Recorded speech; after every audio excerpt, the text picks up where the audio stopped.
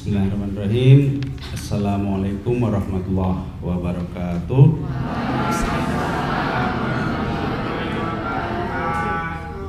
Innal hamdalillah nahmaduhu wa nasta'inuhu wa nastaghfiruh. A'udzu billahi ta'ala min syururi anfusina wa min sayyiati a'malina. Innahu may yahdihillahu fala mudilla lahu wa may yudlil fala hadiya lahu. Asyhadu an la ilaha illallah wa asyhadu anna Muhammadan abduhu wa rasuluh. Allahumma sholli ala sayyidina Muhammad wa ala alihi wa sahbihi ajmain. Baik. Jadi kuliah kita sekarang ini adalah tentang kepribadian. Tapi jangan salah persepsi ya, karena ketika kita bicara psikologi Islam itu banyak yang mengira ini sama sekali nggak ada kaitannya dengan psikologi Barat ya, atau psikologi Islam itu dianggap ilmu yang misterius. Bahkan ada sebuah artikel itu dia bicara tentang psikologi Islam, lalu mengkritik psikologi Barat karena hanya berdasarkan sains. Nah, ini juga sebuah pernyataan-pernyataan yang kurang tepat. Kenapa? Karena yang namanya sains itu sebetulnya Islam. Dari sejarahnya, sains itu adalah sebuah disiplin keilmuan Islam. Kenapa? Karena kalau kita bicara masalah sains, Anda akan selalu bicara masalah data, ya kan? Masalah evidence, masalah logika, masalah pengujian empiris, ya. Itu semuanya adalah ajaran Islam. Ini yang pertama kali harus kita sadari, kita fahami. Karena kalau tidak, nanti kita justru mempromosikan psikologi Islam, tapi malah justru dampaknya membuat orang jadi menganggap Islam itu sesuatu yang kolot, yang tradisional, yang kuno dan sebagainya. Nah, kenapa saya bicara begitu? Karena sejarahnya atau sebelum sejarah, karena di dalam Al-Quran atau Al-Quran itu adalah satu-satunya kitab suci yang ilmiah. Di dalam Al-Quran itu lebih dari 50 ayat itu yang bicara gunakanlah akalmu, ya kan? Saya sempat mengumpulkan tapi lupa angka persisnya, tapi lebih dari 50 yang jelas.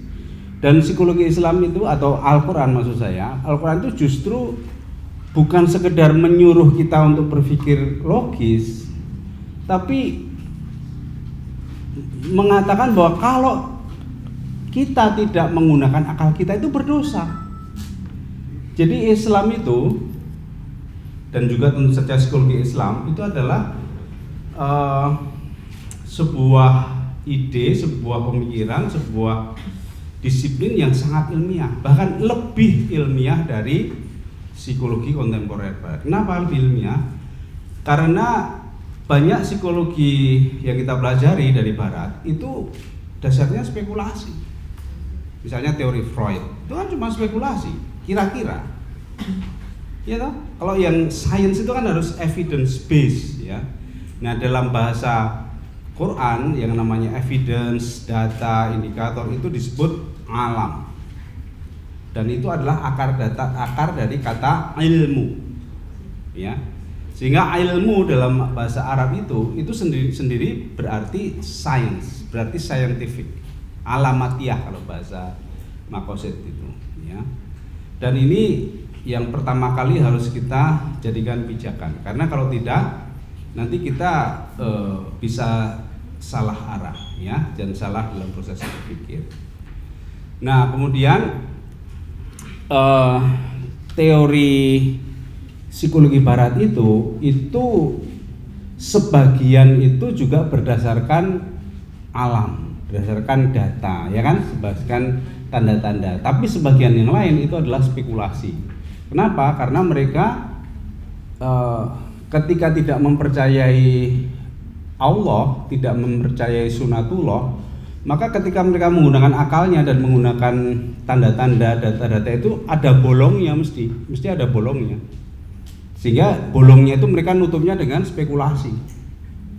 Ya, contohnya misalnya ya, teori Freud itu kan sebetulnya kalau kita pahami itu sudah mulai mengenal adanya setan dan malaikat dalam diri manusia, ya. Cuman karena dia tidak percaya pada ajaran agama, walaupun sebetulnya kalau menurut sejarah kehidupannya Freud itu kan orang Yahudi yang orang Yahudi yang tidak begitu soleh lah gitu ya. Tapi Yahudi, ada orang Yahudi yang soleh itu Darwin itu tadinya soleh, tapi terus ingkar juga akhirnya. Kenapa saya bilang tidak soleh? Karena dia itu sebagai Yahudi itu mengalami trauma. Karena waktu zaman dia kecil itu kaum Yahudi di Eropa itu kan direndahkan, ya, dihina, bapaknya itu sering di jalan dikata-katain orang dasar Yahudi gitu, ya, sehingga dia sangat dendam kepada agama gitu, sehingga dia merasa bahwa sebagai kenapa saya hidup menderita hanya karena saya ini Yahudi. Tapi karena keluarganya itu keluarga Yahudi yang kuat, maka dia juga saya menduga, ya, karena dari teorinya itu terlihat bahwa dia itu menyadari tentang konsep yang gaib, karena dia bicara tentang dan super ego itu kan sesuatu yang gaib. Itu kan gaib, ya. Nah, tapi karena dia tidak percaya dengan spiritualitas, nggak percaya dengan agama, makanya dia lalu menerjemahkan menjadi sesuatu yang ya dikonkretkan, dispekulasikan, ya, dan super ego itu. Nah, ini mungkin Anda nanti kalau sudah S3 bisa mendalami lebih jauh, karena ini teori Freud ini 21 tahun ke atas. Ini usianya berapa nih sekarang? Ini 20. Berarti belum, ya. Belum ya. Jadi ada usianya itu ya, Pak? Ada usianya. Karena dulu zaman Hitler itu buku-buku Freud dibakar bukan sekedar karena Yahudi, karena bukunya itu dianggap pornografi, ya, karena dia melihat manusia itu dari sisi itu, ya, atau libido seksual, ya, sehingga disinilah maka dia ada percikan-percikan ide yang sifatnya itu religius, tapi karena dia tidak percaya pada Tuhan, tidak percaya pada Allah atau dendam pada agama, sehingga dia berspekulasi tentang Oedipus kompleks, tentang psikoseksual development. Itu kan cuma imajinasinya Freud, ya. Nah, itu makanya sekarang ini di kalangan dunia ilmiah yang sudah di kalangan dunia ilmuwan psikologi yang beraliran eksperimen atau neuroscience, Freud itu dianggap pseudoscience. Pseudoscience itu artinya sains tapi kayak bukan gitu. Jadi cuman kayak parapsikologi gitu kan. Jadi semi ya, Pak? Semi ya. Tidak betul-betul sains gitu, karena banyak spekulasinya. Ini sebagai pengantar saja, baik. Tapi bukan berarti kita nggak bisa menggunakannya sebagai bahan untuk dianalisis, bahan untuk dipahami. Nanti saya tunjukkan bagaimana kita menggunakan teori-teori yang sudah ada itu untuk kita analisis lebih jauh. Nah, sebelum masuk ke sana, karena judul kita adalah kepribadian, maka kita pertama kali harus mendefinisikan dulu apa itu kepribadian. Nah, kalau menurut Anda apa? Sudah belajar hampir selesai ini, kalau ditanya kepribadian itu apa? Itu apa jawabannya? Kepribadian adalah apa definisinya? Ini saya lirik sama dosennya juga nih. Kalau belum tahu definisinya berarti kuliahnya belum beres. Ada jalan lagi, Pak. Karena pertama kali kita membahas sesuatu itu harus paham definisinya dulu. Sebelum Anda belajar teori, Anda harus paham definisinya dulu, ya. Ada yang mau coba? Nggak apa-apa, salah dikit nggak apa-apa. Salah nggak apa-apa. Salah nggak apa-apa, silakan. Coba dulu. Ya, silakan coba. Apa itu kepribadian? Kepribadian adalah, coba silakan. Ya. Ada malu-malu nih, Pak.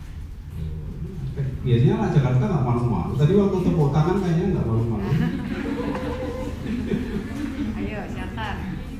Nyoba aja. Ya, silakan. Nah, silakan. Kepribadian itu Nama dulu, nama. Nama saya Adrian Pradita Dwinanda, kelas psikologi. Kepribadian kepribadian itu sebagai kesatuan dari ekspresi sifat, perasaan, dan juga temperamen dan sikap manusia juga. Oke, baik. Tepuk tangan.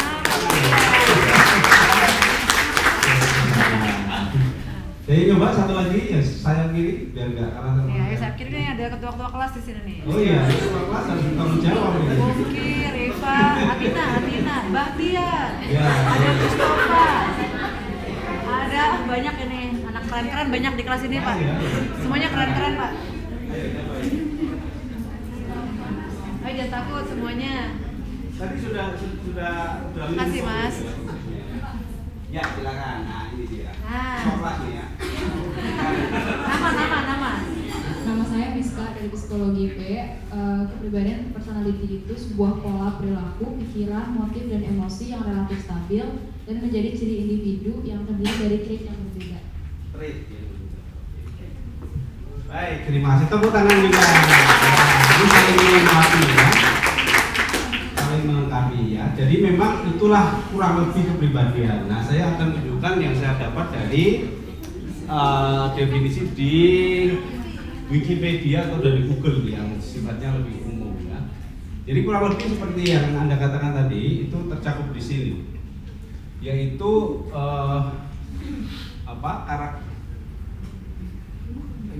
combination ya. Jadi sesuatu yang tidak single. Combination itu artinya kan banyak unsurnya ya. Combination of characteristic or qualities.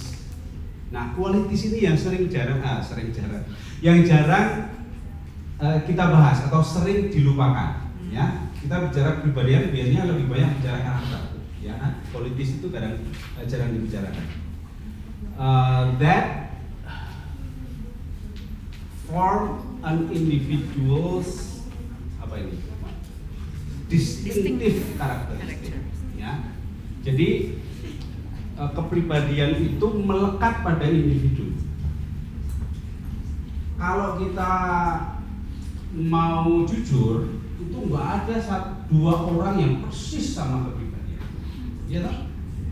Paling ya kesannya sama. Misalnya Anda ketemu teman baru, wah kok seperti temanku yang lama dulu. Nah itu kan cuma kesannya, tapi begitu tahun jauh, oh ternyata beda.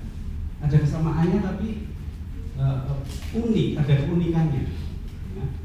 Nah, namun ketika kita jumlah kepribadian itu sebanyak jumlah manusia kan nggak mungkin dibuat teori. Sehingga lalu para ahli psikologi itu mengelompokkan kesamaan itu, lalu membuat teori tentang tipe-tipe kepribadian yang lebih sedikit ya, ada 5, ada 2, ada 16 ya, itu tipe-tipe kepribadian. Itu bicara masalah karakteristik ya, combination of characteristic and qualities. Ya, ada tipe kepribadian A dan tipe A, tipe B, introvert, extrovert ya. Ada Big Five personality, ada 16 PM, itu kan tipe-tipe ya, penggolongan berdasarkan kemiripan. Nah, pertanyaan selanjutnya adalah, kan kita ingin mempelajari kepribadian, bagaimana kita bisa mengidentifikasi atau mengetahui ini kok ada pilnya di sini. Tadi perasaan tak cek dan nggak ada pilnya sekarang. Semua. Bagaimana kita bisa mengidentifikasi karakteristik politis? Mau di ini Pak? Ya. Mau di hari dulu nggak? Semua, jadi semua. Gimana? Biasanya Mbak? Ya sudah, tapi nanti malahan. Oh nanti iya, aja biar kalau ya. sudah selesai. Oh ya udah, semua pokoknya. Q jadi M. Nanti kata mau di copy di edit dulu. Catat aja dulu Mbak. Oh iya sih Pak. Tadi sebetulnya dari jawaban Mbaknya yang di sana sudah muncul kata pola perilaku. Nah ini kata penting juga. Jadi kita bisa tahu karakteristik seseorang, kualitas seseorang, kombinasinya itu dari perilakunya, dari pola perilakunya. Oke, sehingga kalau kita ingin mau menyederhanakan atau memfokuskan definisi kepribadian itu kita bisa mulai dari pengertian tentang perilaku, pola perilaku, ya. Nah, pola perilaku itu apa? Nah, ini ada sedikit ilustrasi. Pola itu pattern, ya. Pattern itu seperti ini kalau kita visualisasikan. Ini artinya pola. Semuanya warnanya hitam dan putih, tapi polanya beda-beda. Semuanya terdiri dari garis dan lengkung, tapi polanya beda-beda. Gitu kan. Jadi kalau Anda lihat ini, ibarat Anda melihat ada 6 orang yang punya kepribadian yang berbeda. Walaupun sama orangnya, sama manusianya, ya, sama-sama punya perasaan, sama-sama punya pikiran, tapi polanya beda. Cara mengekspresikannya beda. Cara memanfaatkan potensi-potensinya itu beda, karakteristiknya, kapasitinya itu, ya. Jadi yang menentukan perbedaan dari individu atau pribadi individu itu polanya, bukan materi dasarnya. Materi dasarnya sama, semua punya emosi, punya pikiran, punya perasaan, kan, ya. Tapi polanya bagaimana? Itulah yang disebut kepribadian. Dan pola itu, ini menurut teori Anker, ya, itu terbentuk melalui proses perkembangan, atau istilahnya dalam proses perkembangan manusia itu akan terbentuk pola itu. Nah, ini satu postulat pertama mungkin dari teori Anker. Kita beranggapan bahwa kita berasumsi bahwa kepribadian itu karena dia terbentuk melalui proses pendidikan, perkembangan, ya, maka dia bisa berubah. Nah, mungkin ada teori kepribadian yang lain mengatakan bahwa kepribadian itu tidak bisa berubah. Tapi kalau menurut teori Anker, dia bisa berubah. Dasarnya apa? Kalau dalam ajaran Islam kan ada orang itu bertobat. Ya, kalau orang bertobat itu kepribadiannya berubah total. Sehingga fenomena perubahan kepribadian itu bukan spekulasi, tapi evidence based, ilmiah itu. Umar bin Khattab yang tadinya memusuhi Rasulullah, begitu tobat, menjadi pemimpin umat Islam yang luar biasa. Ya. Cat Stevens, penyanyi, tahu nggak? Cat Stevens begitu bertobat jadi Yusuf Islam, kepribadiannya berubah. Tapi bahwa dia pintar nyanyi, pintar ngarang masih sama. Jadi pintar nyanyi, pintar ngarang itu bukan kepribadian, itu keterampilan, ya. Itu adalah kemampuan, kapasitas, ya. Ya, sehingga konsep tobat ini jadi bisa masuk dalam teori kepribadian. Ya, sehingga Anda ketika nanti jadi psikolog yang terapis dan sebagainya itu, ketika ada terjadi gangguan kepribadian, jangan menyerah karena kepribadian itu bisa berubah. Nah, karena kepribadian itu tadi ada unsur kognitifnya, afektifnya, emosinya dan sebagainya, maka kita bisa menerapi itu semua, termasuk juga keimanannya, ya. Orang itu kalau imannya goncang, dia juga akan berubah kepribadiannya. Yang tadinya ceria, tawa-tawa, tiba-tiba tegang, cemas, gitu kan, ketika imannya itu turun. Tapi sebaliknya yang tadinya gelisah, galau dan sebagainya, begitu imannya semakin kuat, dia jadi tenang, wajahnya jadi bersih. Ya, jadi ini perubahan kepribadian itu adalah sebuah keniscayaan, sesuatu yang mungkin terjadi. Nah, ini pola kalau kita ilustrasikan dalam bentuk gambar, ya. Tapi kalau dalam bentuk perilaku bisa kita beri contoh beberapa, misalnya kebiasaannya. Orang itu kebiasaan kan beda-beda. Ada yang kebiasaan apa perbedaan kebiasaan? Kebiasaan makan bakso ini dulu. Kebiasaan itu perilaku yang berulang, ya. Perilaku yang berulang. Itu nanti akan membentuk kebiasaan. Kemudian juga caranya menghadapi masalah, ya. Caranya mengemukakan pendapat. ada satu mahasiswa saya S2 itu yang sedang meneliti bagaimana orang Jawa survive di Jakarta. Nah, Jakarta ini ibu kota tuh lebih kejam daripada ibu tiri katanya. Nah, sehingga orang Jawa yang adem ayem yang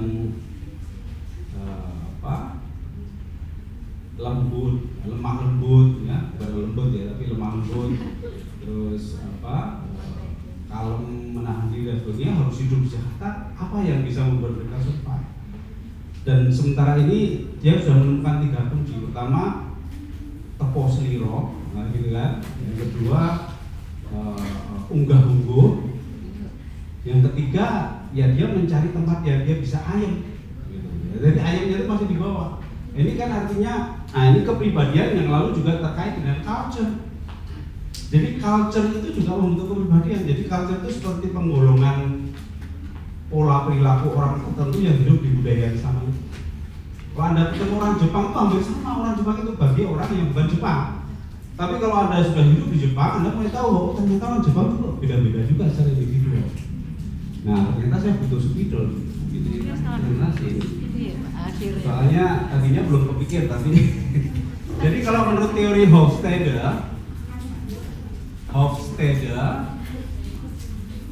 ini adalah tokoh tentang studi budaya, culture ya. Itu ada istilahnya 3 lapisan kehidupan manusia itu. Yang paling luas ini yang universal, humanity ya, universal. Universal itu sifat manusia yang sifatnya sangat universal ya. Universal itu di mana-mana aja. Misalnya senyum itu mau orang Afrika yang belum pakai baju sampai orang Inggris yang jadi raja Inggris itu senyum itu semuanya maknanya sama. Itu universal humanity. Lalu ada beberapa yang lain ya, kita tidak fokus di situ. Tapi yang kemudian yang level kedua ini yang disebut cultural. Nah, cultural ini pola perilaku yang share ya, yang mirip dalam kelompok-kelompok budaya tertentu. Misalnya tadi orang Jawa, orang Batak, orang Minang itu kan mesti ada stereotip itu kan, polanya gini. Kalau orang Jawa diem gitu kan, senyum-senyum, ya apa-apain juga senyum ya. Orang Batak mungkin terus terang gitu kan. Kalau orang Minangkabau gimana Bu? Ini asertif. Nah, baru kita ada level individu. Level individu inilah yang disebut kepribadian tadi ya. Jadi pola perilaku itu sendiri sebetulnya ada lapisan-lapisannya, ada tingkatannya ya.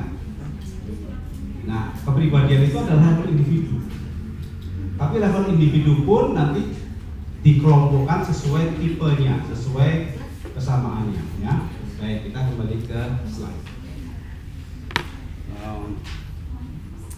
Ini ya. Jadi caranya mengekspresikan diri, mengungkapkan pendapat, menyelesaikan masalah, alasannya dan sebagainya, ini adalah yang disebut sebagai pola perilaku individu yang itu akan mencerminkan kepribadian seseorang. Nah, kalau dalam bahasa awam mungkin Anda sering membuat label-label begitu ya tentang kepribadian seorang. Misalnya, oh dia itu orangnya pemarah misalnya. Oh dia itu orangnya baik hati misalnya. Itu kan benar label-label dari perilaku yang terpola dari orang itu yang Anda kenal cukup lama, lalu Anda mendefinisikan atau memberi label, memberi nama dengan kata-kata tertentu yang merepresentasikan sifat dari orang itu. Dan itu sebenarnya kita bicara kepribadian, tapi secara awam, oke? Cerewet, ya, cengeng. Baik. Nah inilah kurang lebih yang bisa kita jadikan alat ukur ya untuk mengetahui kepribadian seseorang. Nah, 14 sebentar, terlalu cepat. Kepribadian itu terbentuk karena perilaku yang berulang ya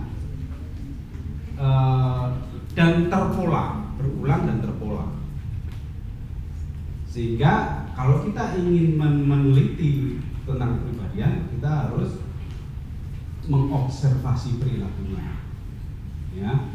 Nah, observasi itu kata yang bisa bermakna luas, termasuk ketika kita meminta seseorang untuk mengisi kuesioner, itu kan kita mengobservasi ekspresinya juga, artinya pendapatnya, self report ya, self report itu juga artinya itu proses untuk mengobservasi, yang melakukan assessment. Nah, assessment itu bisa metodenya dengan dilihat langsung, di eksperimen juga observasi istilahnya. Di observasi dalam arti luas itu sebenarnya apa-apa yang kita amati, yang kita perhatikan dari apa yang kita pelajari. Nah, untuk mempelajari kepribadian maka kita harus mengobservasi perilakunya. Bisa aja Anda istilahnya itu mendapatkan data itu dari cerita. Orang itu dulu kayak gini dan sebagainya. Lalu Anda bisa berarti dia punya kepribadian tertentu. Ya. Kalau Anda baca novel itu kan Anda nggak lihat orangnya, tapi Anda bisa merasakan ini orangnya kepribadiannya ini. Padahal Anda cuma lihat huruf itu. Nah itu kan berarti juga proses memahami sesuatu, mengobservasi sesuatu. Nah sekarang kalau begitu, kunci untuk mempelajari kepribadian itu adalah pada perilaku berarti. Ya, kalau Anda bicara masalah ciri sifat, bicara masalah karakteristik itu kan abstrak. Apa ciri sifat itu? Kalau perilaku kan lebih konkret. Karena ciri sifat itu atau karakteristik itu atau kualitas itu tercermin dari perilakunya. Oke? Tapi di sini jelas ya. Nah, lalu perilaku itu gimana cara mengamatinya? Atau bagaimana menjelaskan perilaku itu? Ternyata ujung-ujungnya adalah teori motivasi. Karena yang namanya motivasi itu adalah sebuah penjelasan tentang bagaimana seseorang berperilaku. Sehingga Anda jangan merasa bahwa kalau belajar motivasi dengan belajar kepribadian itu belajar dua hal yang berbeda, itu dua hal yang saling terkait. Judul bukunya Abraham Maslow itu apa? Motivation and Personality. Anda baca buku teksnya apa untuk teori kepribadian? Dari Friedman, Pak. Dari Friedman. Friedman? Iya. Bukan Fish and Fish bukan ya? Nah, bukan Friedman. Saya juga pernah lihat.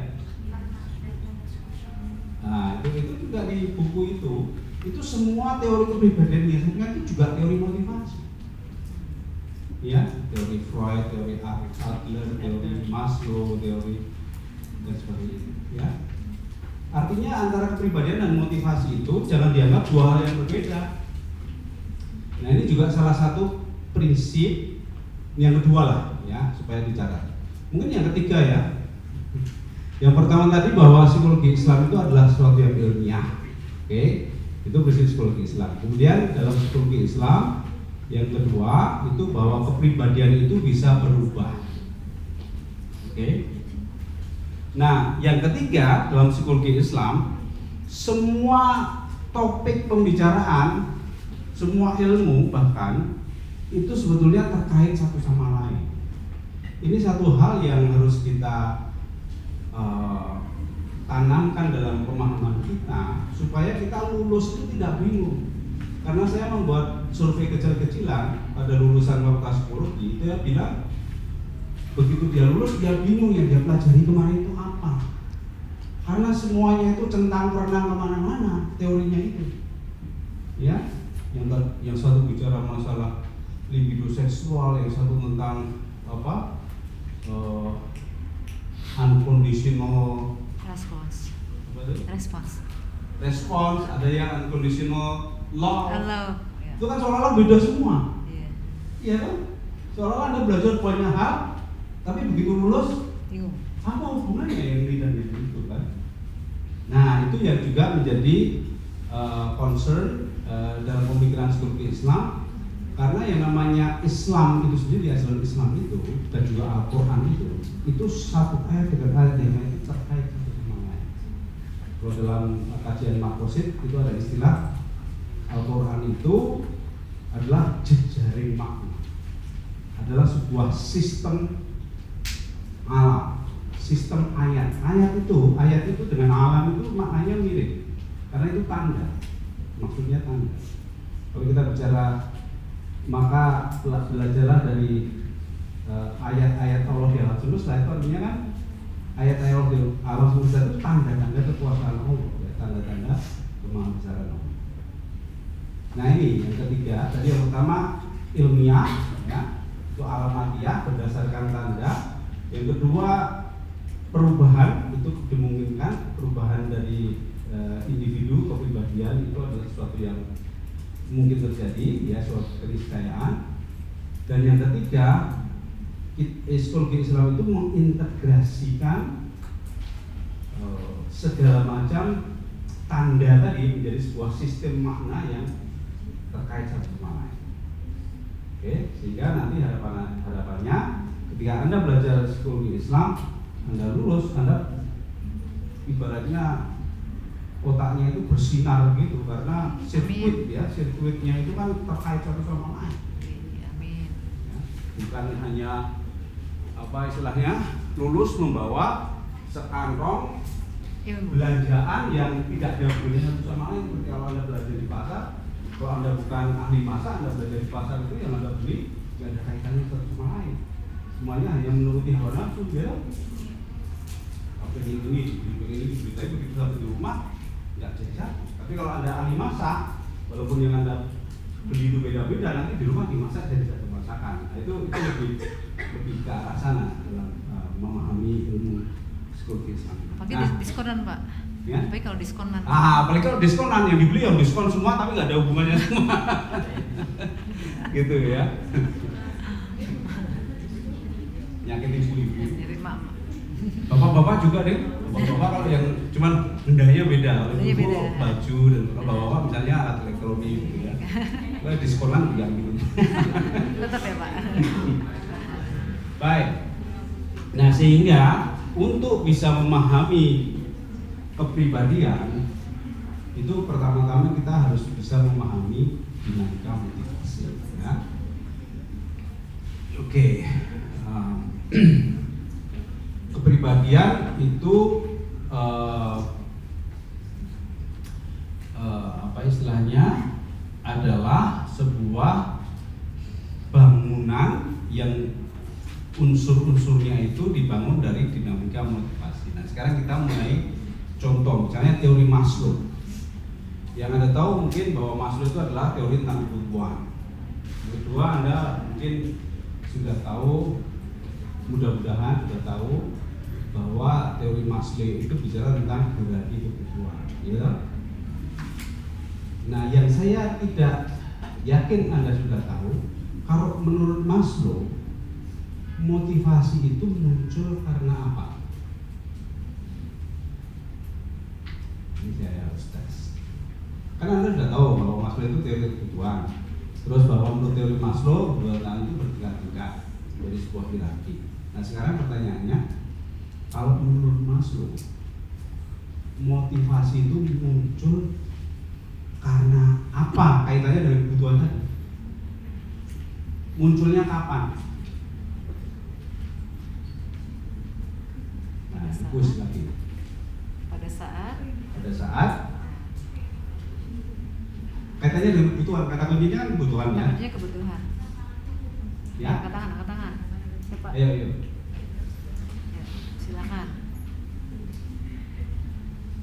Saya sambil catat-catat nih Ini ya. soalnya banyak salah kaprah nih, saya ingin menunjukkan. Saya sambil nyatet ya Pak, kalau yang aktif saya tambahin buat Iya, tambahan betul. nilai. Ya. Ibu Mukti ya. Nanti dikasih tambahan aqua atau apa. Gorengan. Apa? Menurut Maslow kepribadian itu motivasi itu muncul ketika kebutuhannya kasih tahu titik-titik. Ketika kebutuhannya atau didorong oleh kebutuhan yang diinginkan. Semuanya diinginkan. Yang bagaimana? Kebutuhan yang bagaimana? Yang mendesak. Berarti kebutuhannya itu sudah terpenuhi atau belum? Belum. Wah, ini betul berarti. Ini dosennya betul ngajarnya ini. Makasih Pak. Soalnya banyak yang memahami teori Maslow itu seolah-olah motivasi itu muncul ketika kebutuhannya sudah terpenuhi. Itu konsep yang salah kata, ya. Jadi Maslow sendiri secara tegas mengatakan dalam bukunya itu bahwa motivasi muncul oleh kebutuhan yang belum terpenuhi. Oke, sehingga menurut teori Maslow motivasi manusia itu adalah energi untuk memenuhi kebutuhannya. Oke, jelas ya di sini ya, dan masuk akal loh. Lalu Maslow merumuskan ada 5 tingkatan kebutuhan. Nah, apa hubungannya dengan teori kepribadian?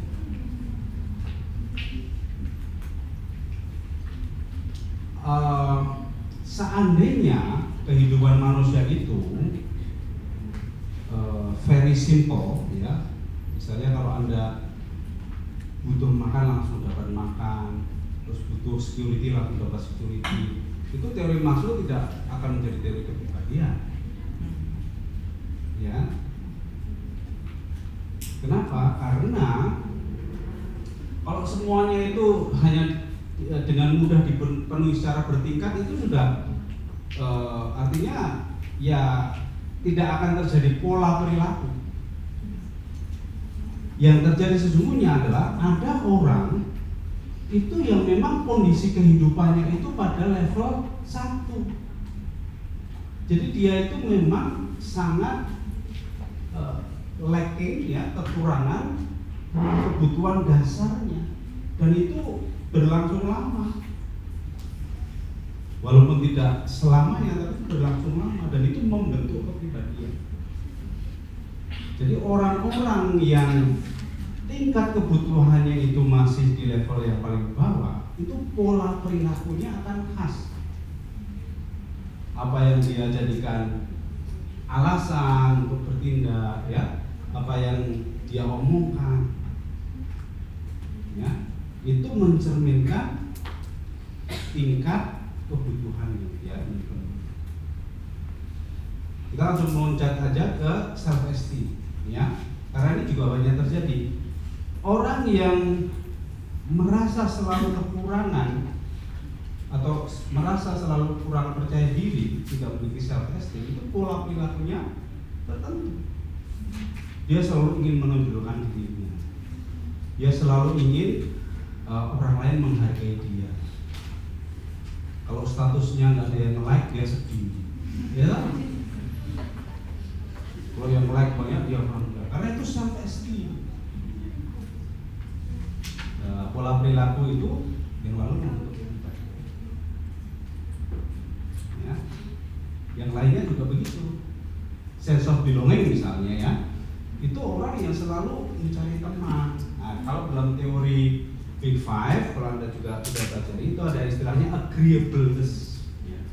Agreeableness itu kan mencerminkan pola perilaku yang dia apa-apa setuju. Kenapa? Karena dia butuh afiliasi, butuh sense of belonging, butuh teman, butuh lingkungan sosial yang kondusif, yang mendukung dia. Dia butuh dukungan dari teman, dari lingkungan sosial, sehingga agreeable, dia mudah diajak kompromi, ya, tidak suka konflik. Nah, itu kan pola perilaku orang-orang yang masih membutuhkan sense of belonging. Nah, lalu Maslow bicara tentang self actualization. Nah, disinilah kekuatan teori Maslow tapi sekaligus kebelum sempurnaan teori Maslow. Kenapa? Maslow sudah terlanjur mengatakan bahwa manusia itu termotivasi oleh kebutuhan yang belum terpenuhi. Tapi begitu dia bicara tentang self-actualization, dia merumuskannya bahwa orang yang mencapai self-actualization itu adalah orang yang sudah terpenuhi semua kebutuhannya. Nah, kalau dikaitkan dengan pernyataan yang pertama, berarti dia sudah tidak punya motivasi apa-apa. Padahal menurut teori Maslow justru orang yang paling mulia itu adalah yang mencapai self-actualization. Orang yang paling efektif, paling bisa berkontribusi pada masyarakat dan sebagainya. Jadi kan ini teorinya jadi tidak sinkron, ya. Dan Maslow sendiri dalam bukunya mengatakan memang konsep tentang self-actualization ini saya yakin ini benar, tapi saya belum selesai menjelaskannya, sehingga saya berharap bahwa peneliti selanjutnya akan bisa menjelaskannya dengan lebih lengkap. Ya, nah itu salah satu poin yang akan bisa dijelaskan oleh teori Anker. Jadi teori Anker itu bukan anti teori Maslow, bukan anti teori Freud, tapi mengoreksi dan melengkapi teori-teori yang sudah ada. Dalam halnya teori Maslow, konsep self-actualization ini yang digarap atau satu hal yang nanti akan menjadi lebih jelas, ya. Oke. Nah, kemudian kita contoh yang kedua yang juga sudah sangat terkenal. Ini kalau kita buat contoh semuanya nanti waktunya nggak cukup, kita buat yang terkenal aja. Ini adalah teori, ini kesimpulannya bahwa kepribadian menurut teori Maslow itu terbentuk atau dipengaruhi oleh tingkat kebutuhannya. Dari di mana dia posisinya itu akan membentuk pola perilaku tertentu yang khas, ya, yang bisa kita deteksi. Nah, kemudian kalau menurut Freud,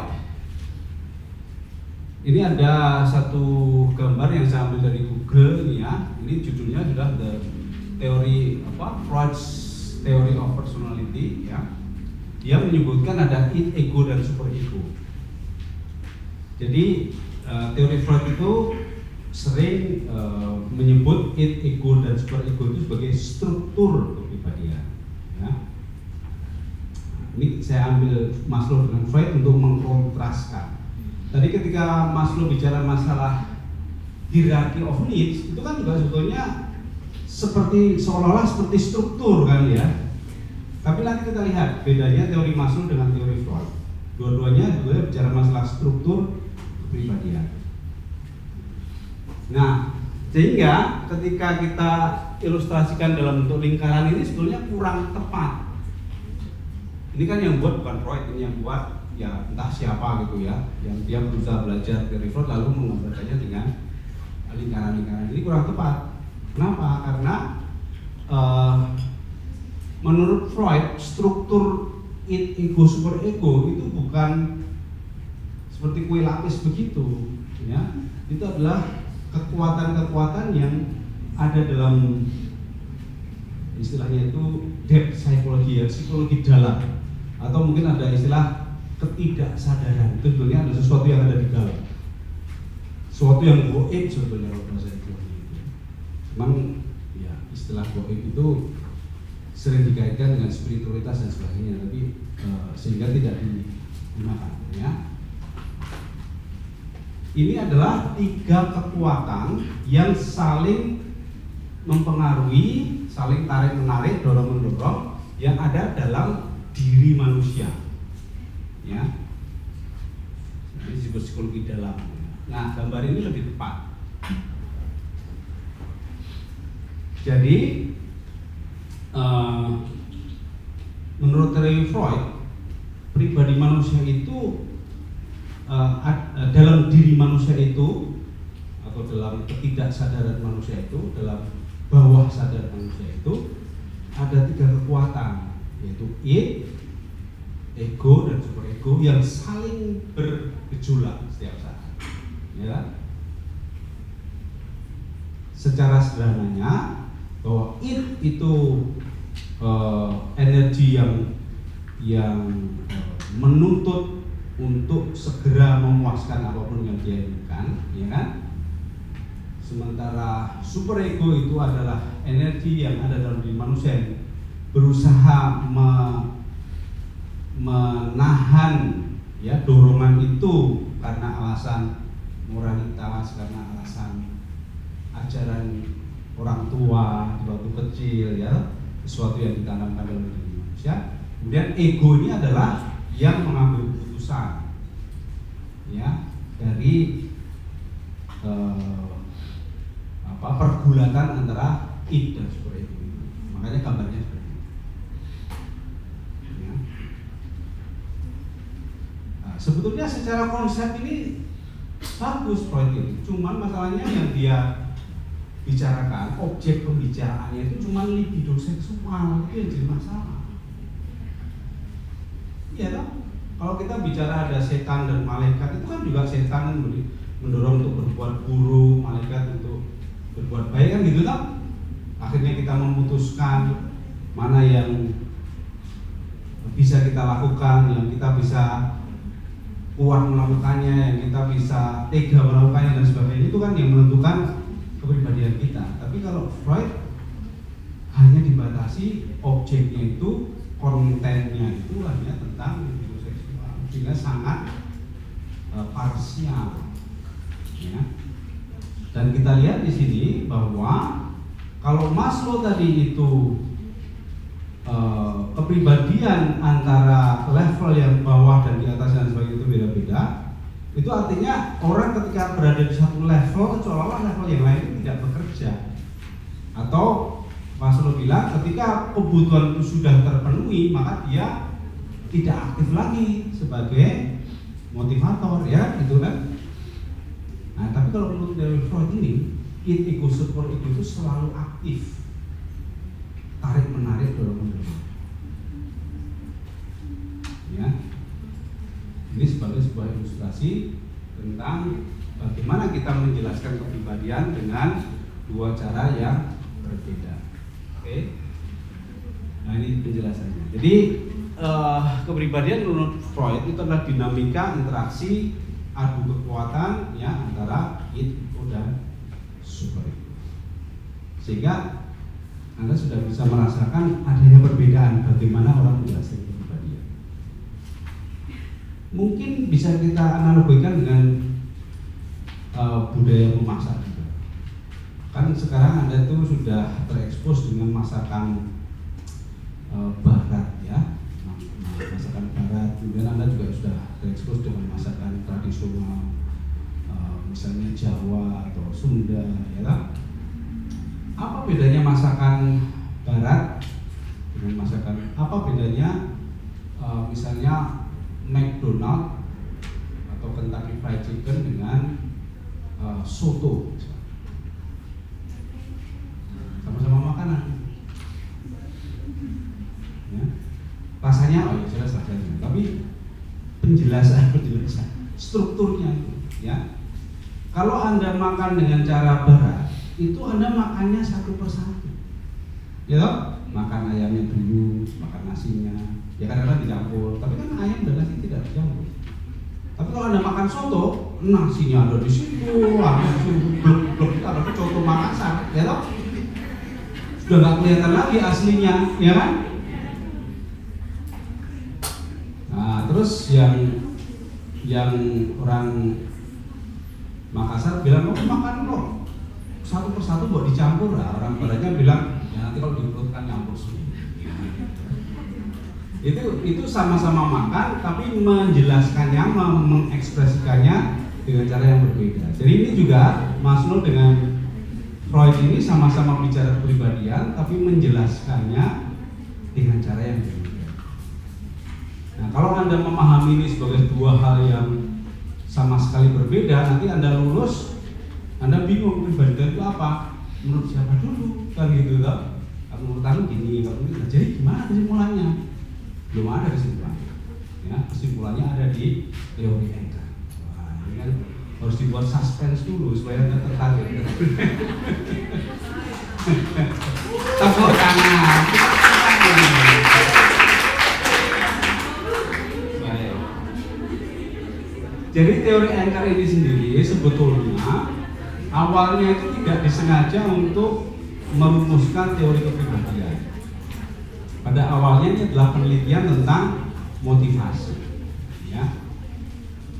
Nah, sehingga kalau kita cermati lebih luas lagi, ya, awal dari teori anchor itu bermula dari apa yang disebut Human Motivation Model tahun 2011, ya.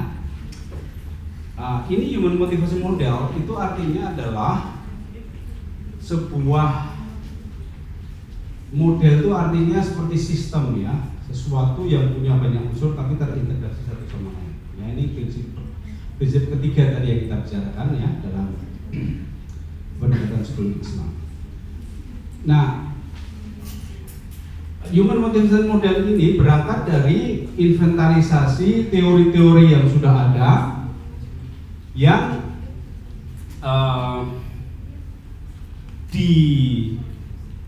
istilahnya tuh di dekonstruksi, ya. Di dekonstruksi itu artinya di breakdown, dibongkar untuk mengetahui unsur-unsur terkecilnya apa dan esensinya apa dari teori-teori itu.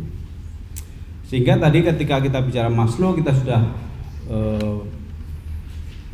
menyampaikan bahwa esensinya itu adalah needs. Kemudian kalau Freud, ya, ini dekonstruksinya itu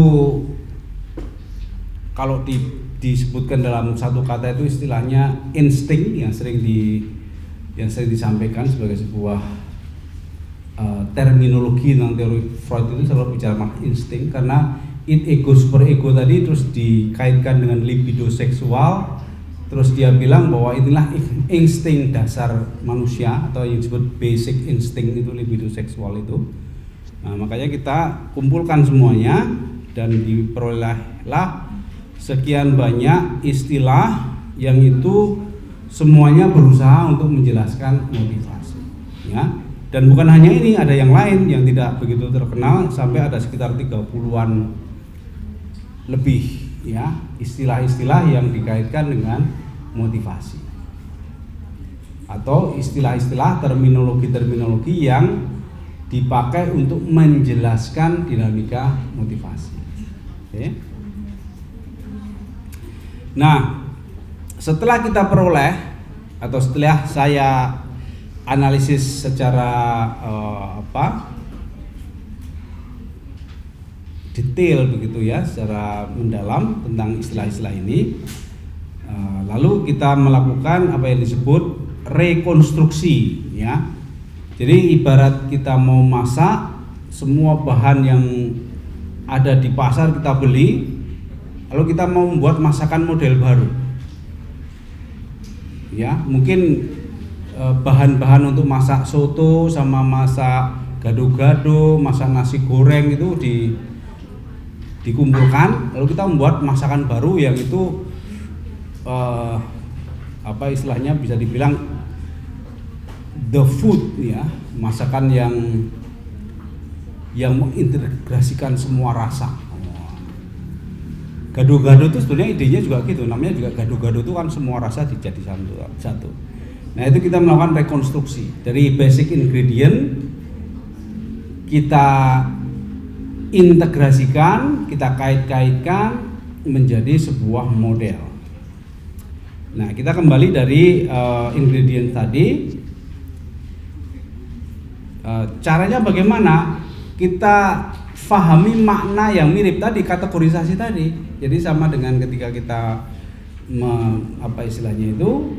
menyadari bahwa setiap manusia itu unik, tapi paling tidak ada kesamaan. Kita cari kesamaannya apa? Lalu muncullah pertama ini, ada istilah self determination, otonomi, ya, kemudian independence, determination, self regulation, ya. Nah, ini kayaknya mengandung satu makna yang esensinya sama. Nah, kira-kira kalau menurut Anda esensinya apa dari 4 terminologi ini, 4 variabel ini? Semuanya itu sebetulnya bicara masalah apa? Kalau Anda diberi otonomi, kalau Anda itu independen, kalau Anda itu bisa melakukan self regulation, bisa melakukan self determination, itu berarti Anda adalah atau Anda punya apa? Dicatat namanya, yang bisa jawab namanya dicatat. Tadi Adrian, Miska, siapa lagi tadi yang belum dicatat tadi siapa? Belakang tadi siapa Pak? Yang mana Pak? Tadi jawab Pak. Di belakang nggak ada, belum ada ya? Belum ada. Belum ada ya. Ya jangan ragu-ragu. Ini ada 4 istilah self determination. Itu memutuskan sendiri ya Pak ya? Memutuskan sesuatu sendiri. Menentukan sesuatu sendiri. Self regulation, mengatur. Ya, mengatur diri sendiri.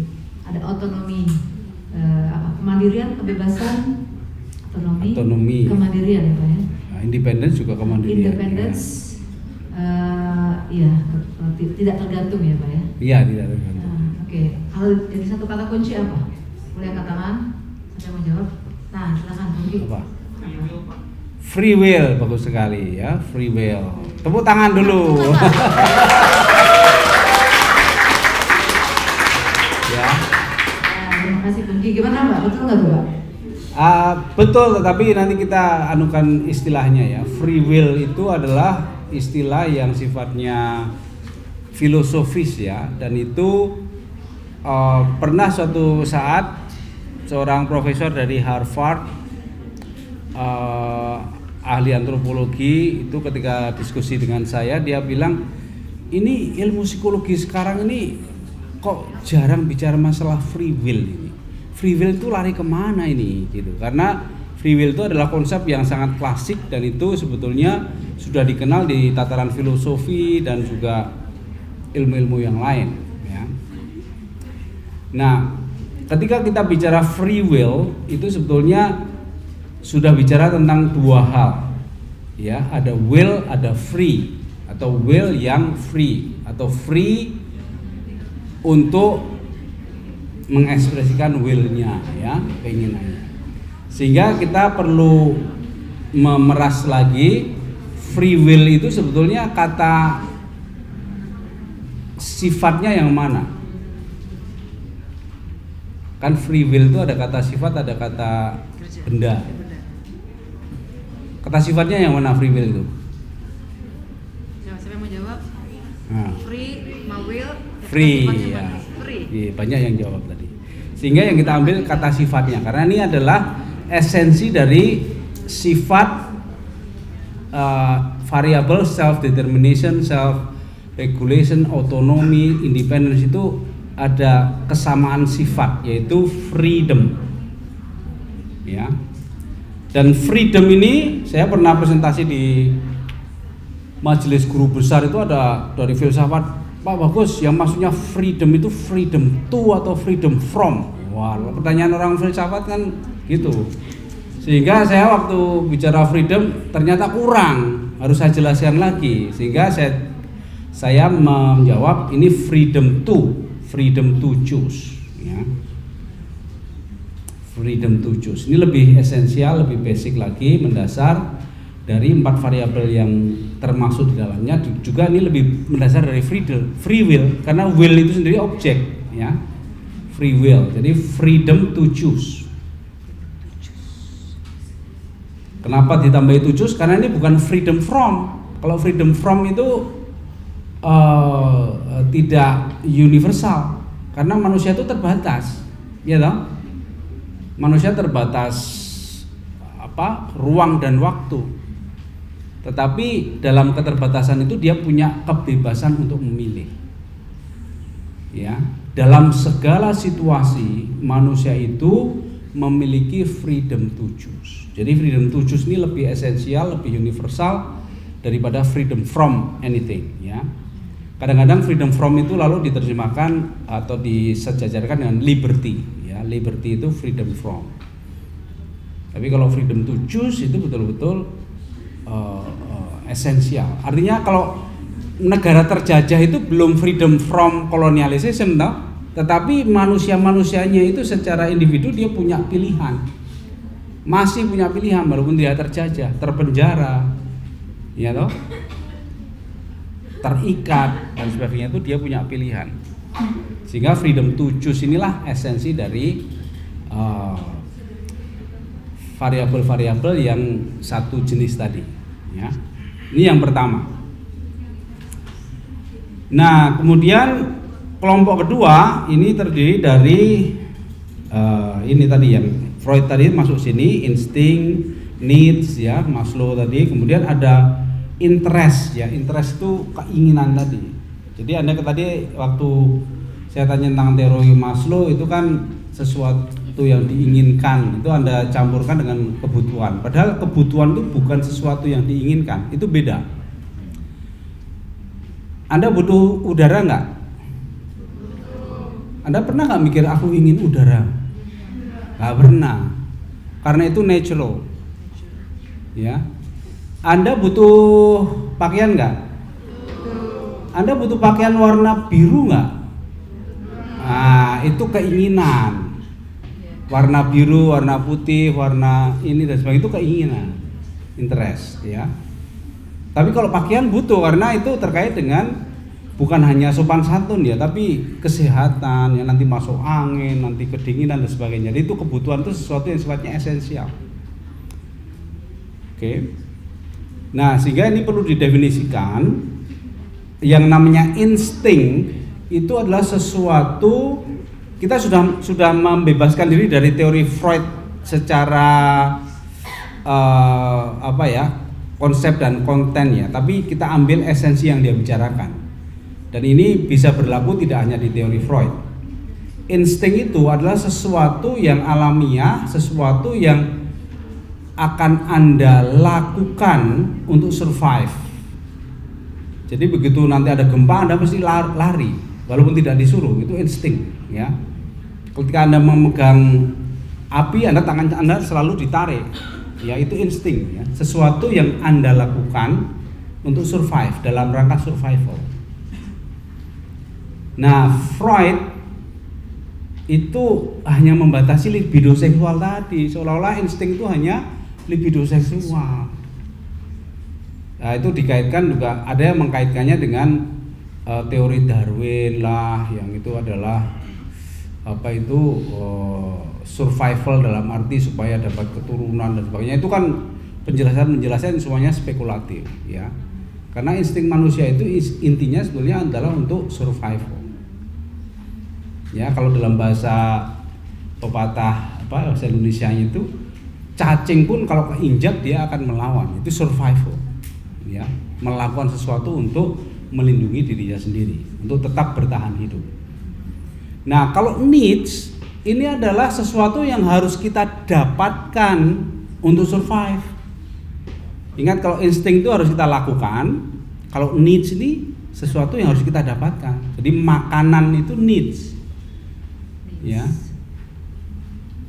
Makan itu insting. Ketika Anda melihat makanan, ya, tapi juga makan, insting itu ketika makan dalam keadaan lapar, itu baru insting. Jadi Anda instingnya seperti kalau dalam waktu kelaparan di Ethiopia itu banyak yang makan akar pohon, makan itu makan dalam arti insting. Dia itu sebetulnya membutuhkan makanan. Nah, makanannya adalah needs. Ya.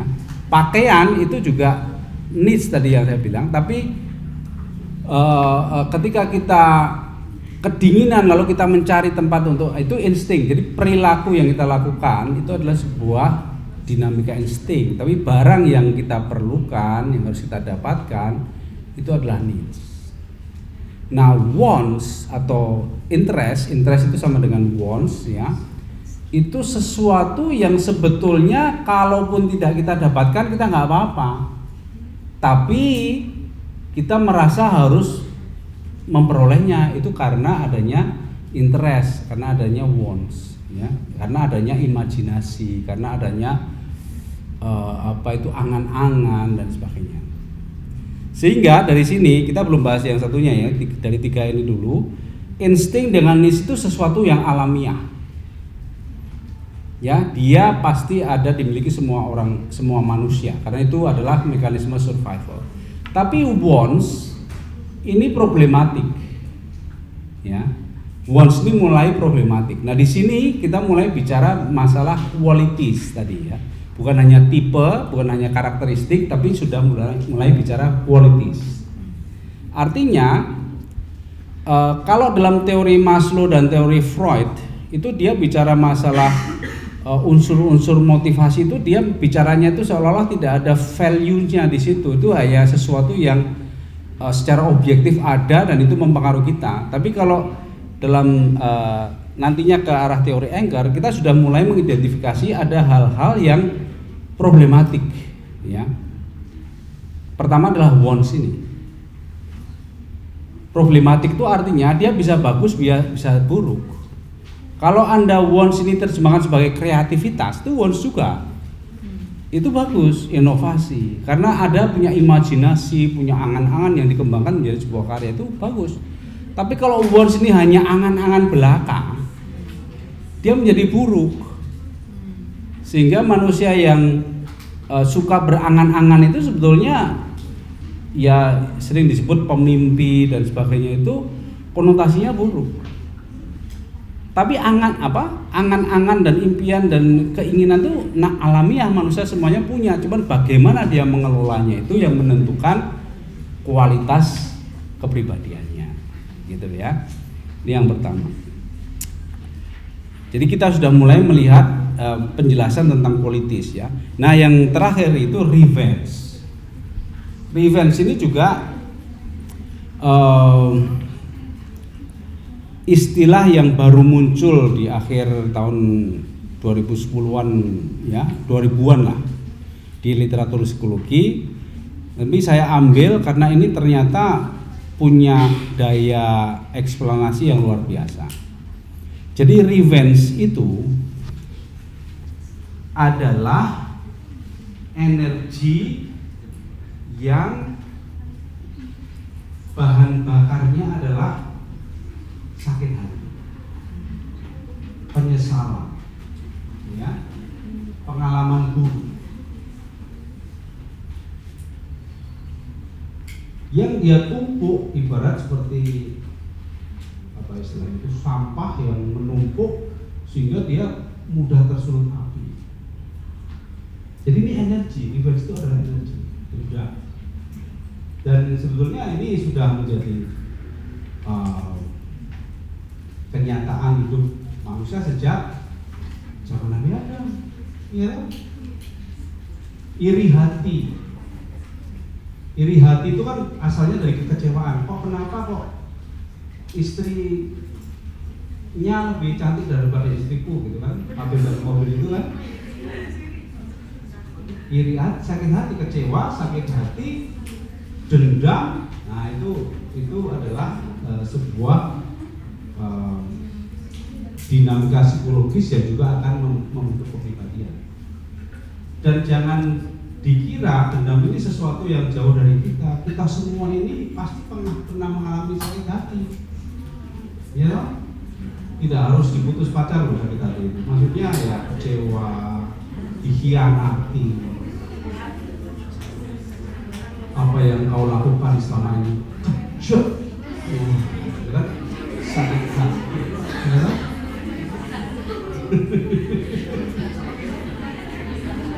Teganya gitu. Teganya ya. Sampai hati kamu sama, nah, gitu ya. Sakit hati.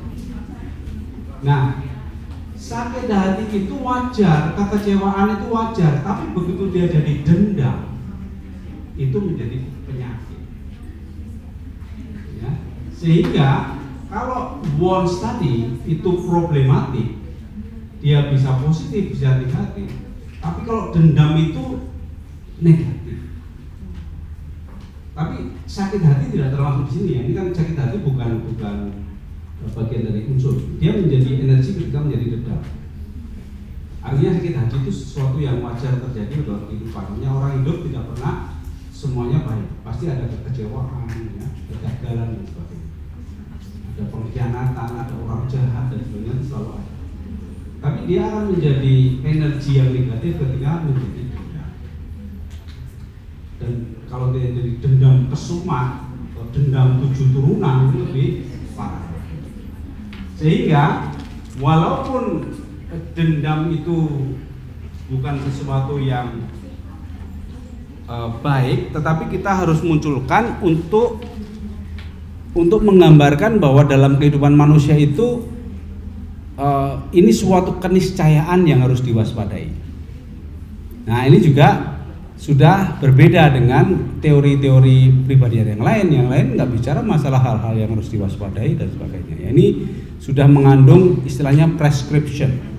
Nah, baik, jadi ini prinsip keempat. Kalau dalam psikologi Islam, kita tidak hanya menjelaskan, tapi kita juga sudah merekomendasikan, atau bukan hanya description, bukan hanya explanation, tetapi juga prescription. Prescription itu menyarankan, menjadi resep tentang kehidupan, resep tentang kesehatan mental, ya. Kalau teori kepribadian pada umumnya itu kebanyakan hanya berhenti pada description atau explanation. Oke. Baik. Sehingga kalau ini istilahnya nggak usah saya kuas karena ini susah. Ini istilah yang dalam bahasa Inggris yang bisa mencakup itu semua, itu disebut urge. Urge itu adalah kata dasar dari urgent. Kata dasar dari urgency, ya, sesuatu yang mendesak. Jadi Anda tidak usah mikir, tidak usah berusaha apa-apa, dia sudah mendesak dari dalam itu. Yaitu insting, needs, wants, interest, sama revenge.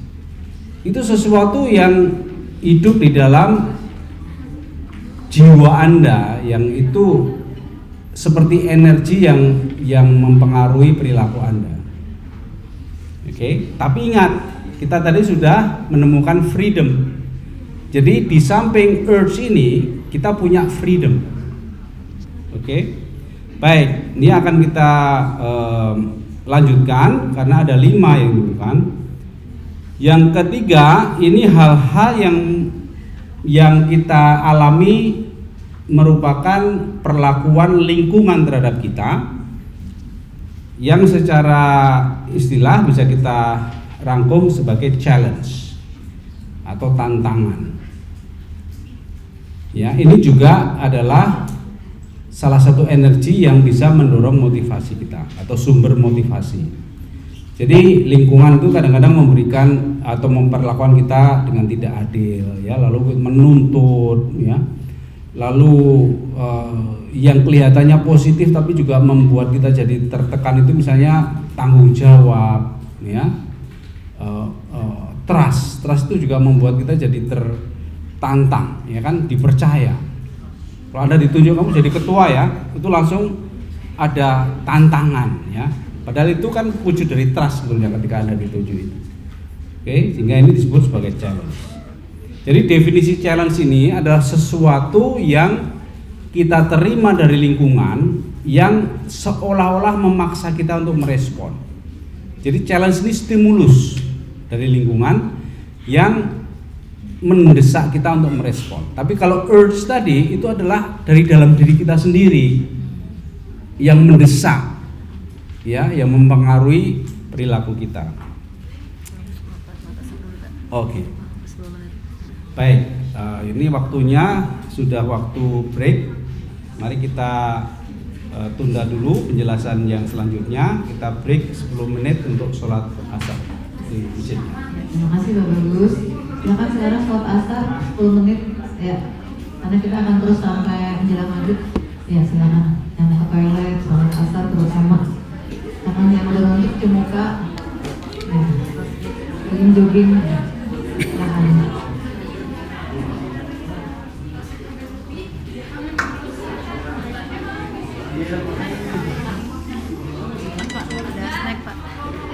sudah saya jamak tadi. Aduh. Oh iya, ini Pak. Oke.